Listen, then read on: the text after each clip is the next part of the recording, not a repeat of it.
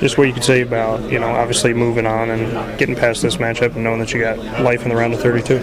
Obviously it's awesome. We're focused on, our next obstacle and the next team we play. So it's either going to be Butler or Arkansas, and we're looking forward to the challenge of whoever we play. Being here in Detroit, just what you could say about, being in this area, obviously as part of the Big Ten, that Michigan is grounds that you guys understand all too well, so just, what it's like to be in familiar territory. Yeah, I've actually never been to this city specifically, but we went out to eat the first night, and it looked beautiful.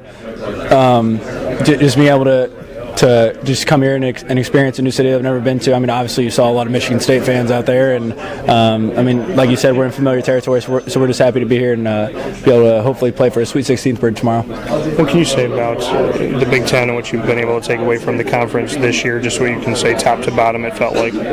Obviously it was very challenging. I feel like we just had so much talent, and there were just so many teams that could just play well on any given night, and like you saw with Rutgers in the Big Ten tournament. They were last or second to last in our conference, and they just came out, kind of blazing. And they're very talented, and just like all the teams we face. So I feel like the Big Ten conference is one of the best conferences in the country.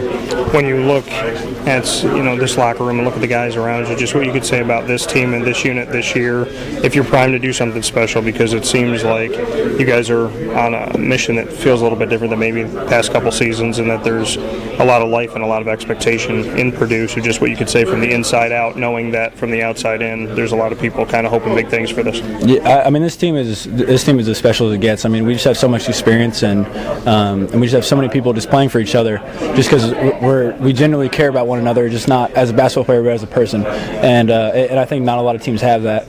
And we're trying to win, and we're trying to win for Purdue and the person next to me, or Dakota or anybody like that. So I feel like that's why our team is special, and we want to at least make a deep run in this tournament.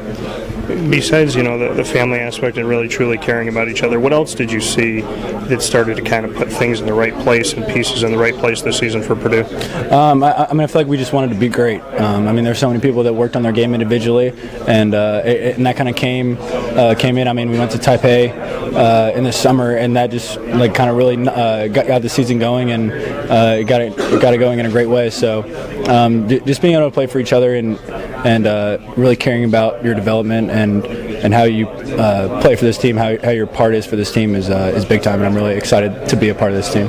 You guys handle a 15 seed without a problem, but 13 seeds, 11 seeds had won in the round of 64 already. Just what you can say about across the country, just what you've been seeing from other conferences, and knowing that seeding doesn't really mean anything when you line it up. Yeah, every team has earned their way in the tournament, and we know every team is a threat. So March is a time where crazy stuff happens. So we're just looking forward to the next game, and we're excited to see who we play. Thanks, man. Yep, no problem. Absolutely.